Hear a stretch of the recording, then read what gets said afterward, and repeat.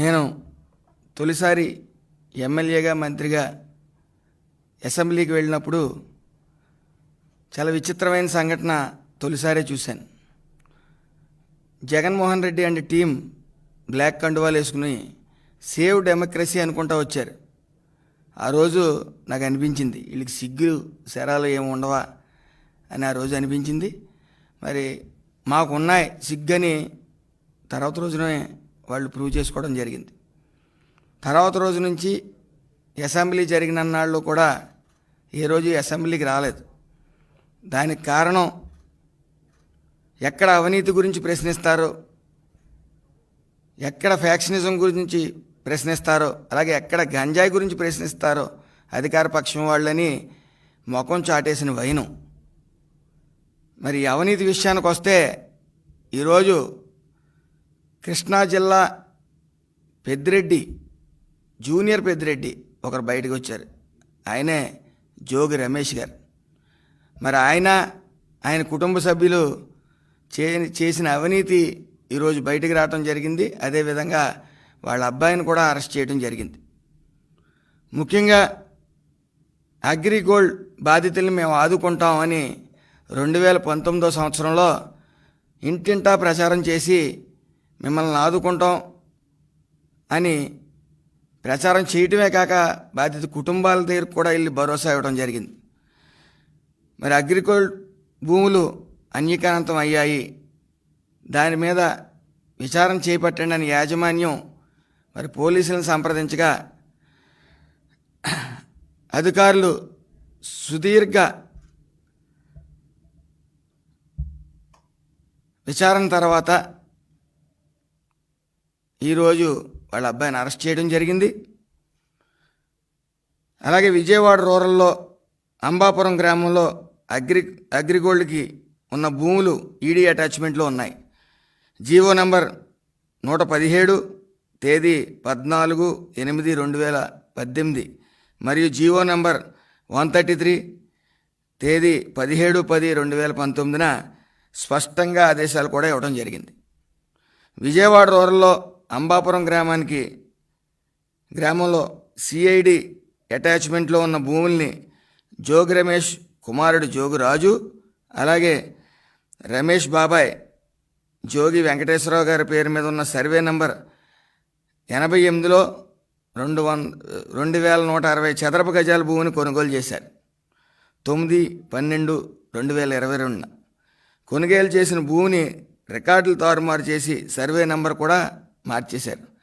Survey number 88లో భూమి కొనుగోలు చేసి అది సర్వే నంబర్ 87గా మార్చాలని చెప్పి అధికారుల మీద ఒత్తిడి తెచ్చి మరి స్వీయ దిద్దుబాటు దస్తావేజులంటూ దరఖాస్తు చేసి రికార్డులను కూడా మార్చేశారు. మరి అలాగే ఆ భూమిని తేదీ 31/5/2023 సుబ్బారెడ్డి కుటుంబ సభ్యుల నుంచి సుబ్బారెడ్డి కుటుంబ సభ్యులకి విక్రయించడం జరిగింది.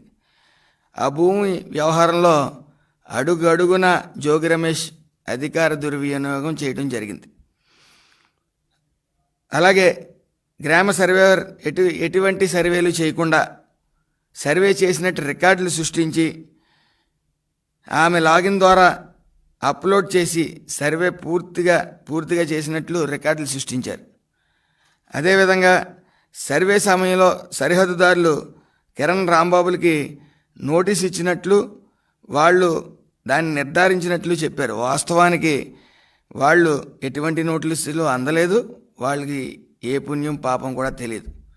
అదేవిధంగా ఈ విధంగా అధికార దుర్వినియోగం పాల్పడి అగ్రిగోల్డ్ భూమిని దక్కించుకుని విక్రయించి ఈరోజు మరి జోగి రమేష్ బీసీ కార్డులు వాడుతూ ఉన్నాడు. అసలు జోగి రమేష్కి అసలు సిగ్గుందా అని అడుగుతా ఉన్నాను. గత 5 సంవత్సరాల్లో బీసీలకి అన్యాయం జరుగుతున్నప్పుడు ఏ రోజైనా ఆయన గళమెత్తారా?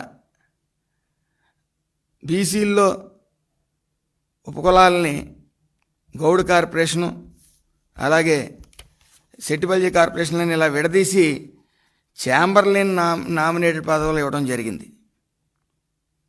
ఏ రోజైనా ఈయన ప్రశ్నించారా? అలాగే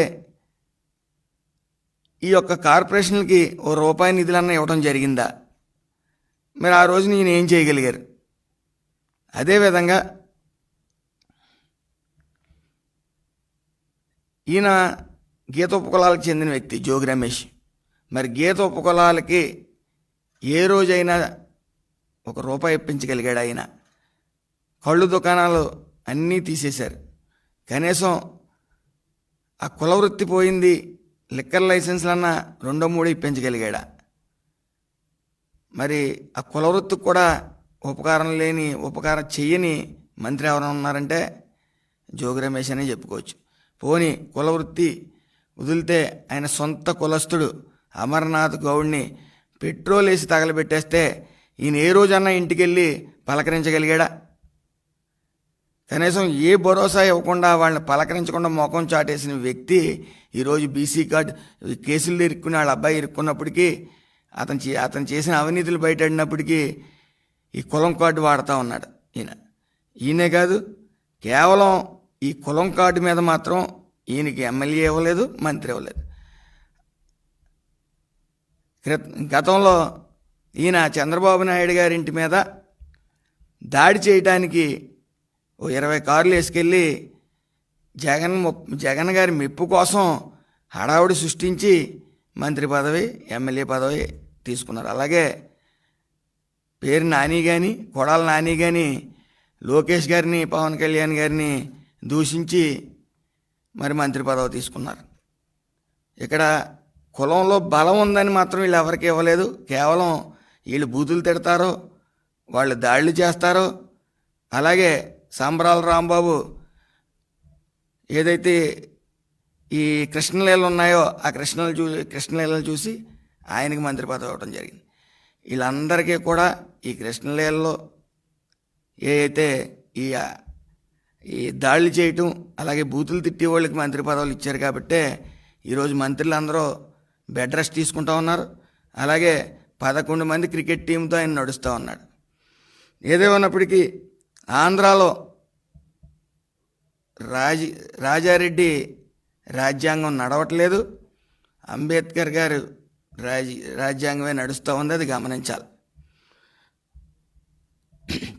అలాగే ఈరోజు ఆయన్ని పెడన ప్రజలు తరిమేస్తే అక్కడ డిపాజిట్లు కూడా రావు అంటే పెనమలూరు నియోజకవర్గాన్ని పంపించడం జరిగింది.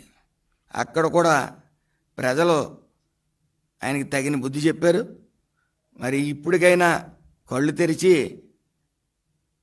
మీరు కులం కార్డులు వాడకుండా ఉంటే బాగుంటుందని మా అందరి ఉద్దేశం. ఎందుకంటే నీలాంటి నాయకులు బీసీల తరపున ప్రాతినిధ్యం వహించారంటే మా అందరికీ సిగ్గుగా ఉంది. ఎట్టి పరిస్థితుల్లో కులం కార్డులు తేకో. ఎందుకంటే మీలాగా అక్రమ కేసులు, వైసీపీలాగా అక్రమ కేసులు బనాయించే ప్రభుత్వం కాదు ఇది. పూర్తిగా సర్వే నెంబర్లతో పాటు ప్రతి ఒక్కటి క్షుణ్ణంగా సర్వే చేసి మీ మీద కేసులు పెట్టడం జరిగింది. కాబట్టి మీరు రెడ్ బుక్ గురించి కంగారు పడతా ఉన్నారు. ముఖ్యంగా ఎప్పుడు చూసినా పసర గోల, రెడ్ బుక్ అని. ఇంకా రెడ్ బుక్ తెరవకుండానే మీరు అందరూ లోపలికి వెళ్తూ ఉన్నారు. నాకు తెలిసి ఈ రెడ్ బుక్ అనేది తెరవకుండానే సమస్తం అందరూ కూడా అవినీతి పరులు ఓ టీం అనేది ఉంది. ఆ టీం అంతా కూడా అతి త్వరలో లోపడిపోతారు. మీరెవ్వరికి కూడా ప్రజలందరూ గమనిస్తూ ఉన్నారు. మీరెవ్వరికి తిండి సహించట్లేదని కూడా జనాలకు తెలుసు. అలాగే కళ్ళు కింద 2 క్యారీ బ్యాగ్లు వేసుకుని పేరు నాని పిచ్చివాగుడు వాగుతూ ఉన్నాడు. ఏదేమన్నప్పటికీ మీకు మతి భ్రమించింది. మిమ్మల్ని వెంటనే సరైన వైద్యం అందించాలని మాత్రం మేమందరం సాటి బీసీగా జోగి రమేష్కి నేను సిఫార్సు చేస్తూ ఉన్నాను. దయచేసి కులానికి ఏమి చేయకుండా, బీసీలకి ఏమీ చేయకుండా బీసీ కార్డుని, కులం కార్డుల్ని తీసుకురావద్దు. మేము అందరం సిగ్గుపడతా ఉన్నాం. నీలాంటి అధికార దుర్వినియోగం చేసి ఈ అగ్రిగోల్డ్ భూములను అందరినీ స్వాహా చేసి అగ్రిగోల్డ్ భూములన్నీ కూడా స్వాహా చేసినందుకు మేము అందరూ సిగ్గుపడతా ఉన్నాం. మరొకసారి హెచ్చరిస్తూ ఉన్నాం, ఎట్టి పరిస్థితుల్లో మీరు చేసిన అవినీతి బయటపడింది అన్ని సాక్ష్యాధారాలతోని. దయచేసి బీసీల గౌరవం నిలబెట్టండి, మీరు బీసీల కార్డు వాడద్దు.